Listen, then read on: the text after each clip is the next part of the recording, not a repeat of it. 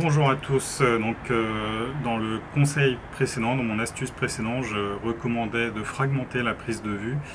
Et donc il y a une autre raison pour ça, pour laquelle il est utile de fragmenter la prise de vue pour moi. Donc dans mon cas, avec un télescope de 300 mm sur Jupiter par exemple, vu que je fais surtout des images de Jupiter, pas que, mais en grande partie, les vidéos unitaires sur Jupiter font 75 secondes et j'en enchaîne un maximum possible. Donc on a vu que ça avait un intérêt par rapport à la possibilité de refaire la mise au point le plus souvent possible. Et l'autre intérêt important pour moi, c'est que ça permet de vite vérifier si on a un problème de réglage ou pas. Ce que je fais, c'est que dès que je commence à à enregistrer des vidéos dont la qualité me semble intéressante, je les rentre vite dans le logiciel AutoStacker pour les empiler, pour les traiter. Après, je les ouvre dans Registax pour les accentuer rapidement avec des ondelettes. Et dans Registax, on a aussi un onglet histogramme qui permet d'accentuer fortement le contraste de la photo. Et c'est ce que je fais, j'accentue le contraste de la photo énormément jusqu'à ce que je commence à voir ce qui se passe autour de la planète, autour de Jupiter par exemple. On a un fond de ciel qui va devenir gris. Et si on a accentué l'image avec des ondelettes, autour de la planète, en fait, il y a un genre de rebond noir en fait. Une fois que le contraste est très fort, on a un rebond noir. Et ce qui est important, en fait, c'est tout simplement que ce rebond noir soit homogène. On peut avoir un rebond plus clair par endroit lié à de la diffraction et quelles que soient, toutes ces figures de rebond liées au traitement qu'on va voir autour de la planète, elles doivent être absolument homogènes. Si c'est pas le cas, s'il y a autour de Jupiter, si après accentuation il y a une zone qui est plus sombre qu'une autre, et ben en fait ça veut tout simplement dire qu'on a un problème de collimation. C'est pareil sur les anneaux de Saturne, autour des anneaux de Saturne, si après accentuation il y a une zone qui est plus sombre, on a un problème de collimation. Alors qu'est-ce qu'on fait dans ce cas-là? Si on est en train d'observer, refaire la collimation, c'est pas forcément évident, surtout avec des planètes qui sont basses, comme en ce moment, on n'a pas beaucoup de temps.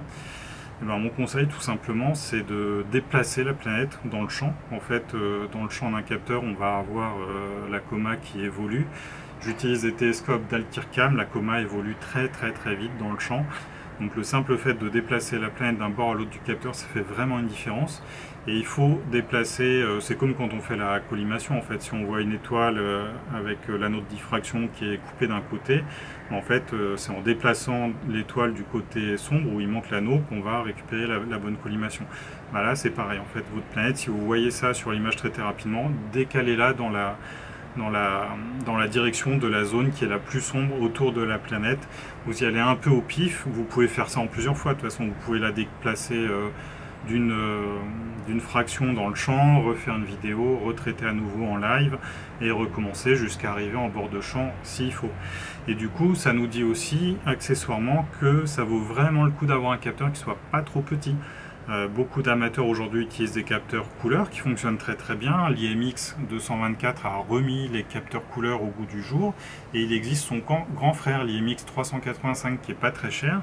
Et c'est intéressant, si vous faites de l'imagerie couleur, de passer à ce capteur-là, IMX 385, qui permettra justement de jouer sur la position de la planète dans le champ du télescope pour compenser les défauts de collimation. Et malheureusement, tout le monde n'a pas la chance d'avoir un télescope haut de gamme. Et du coup, si on n'a pas un télescope haut de gamme, en fait, il peut arriver que la collimation bouge en cours de route, au cours de l'observation. Donc ça, c'est pas bien du tout.